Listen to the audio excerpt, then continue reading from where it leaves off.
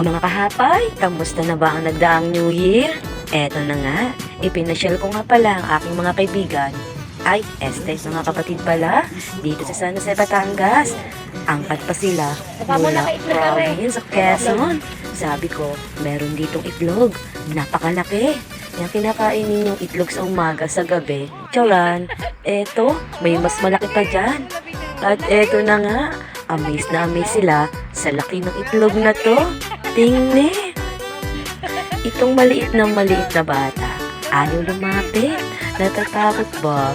Sabi niya, itlog ng dinosaur yan. Ayaw ko. Kaya naman hindi na namin mapilit ang bata. Nagpicture-picture na lang kami mga kahapay. Tingnan naman kung paano sila na-amaze sa laki at bigat nito. Nyay! At dahil natapos na rin kami kay Eki, dinala ko rin sila sa nanay nila. At tuwang-tuwa ang mga person. Ang laki kasi ng itlog. Ang laki din ng nanay nila. Eto na yan, oh, yung manok. At dahil sa laki ng manok na to, kami na lang nag-selfie-selfie. Tingnan nyo pa, parang gusto pa nilang gawing inasal. Gawin nilang barbecue chicken. Tingnan mo. Ayan. Ayaw rin palang bumaba ng batang maliit. Natatakot. Baka doon siya yung tukain. Char. Ito naman si partner. Palibasa ay masama ang pakiramdam ng panahon ngayon. Hindi na rin bumaba. At tamang tingin na lang sa aming pinagagawa. Ay, naku partner. Ikaw talaga. Tumatanda na. Umiiksi na ang pasensya mo niya.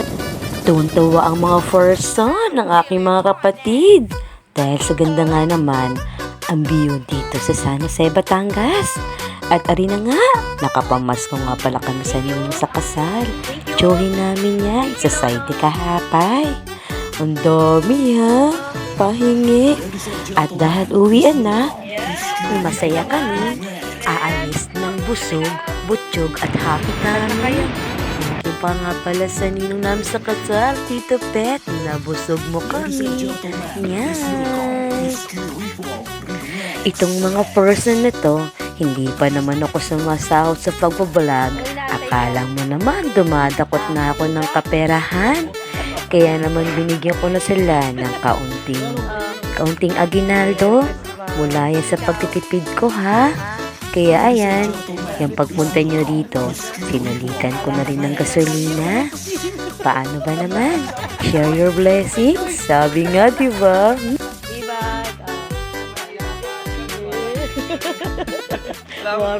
Warip.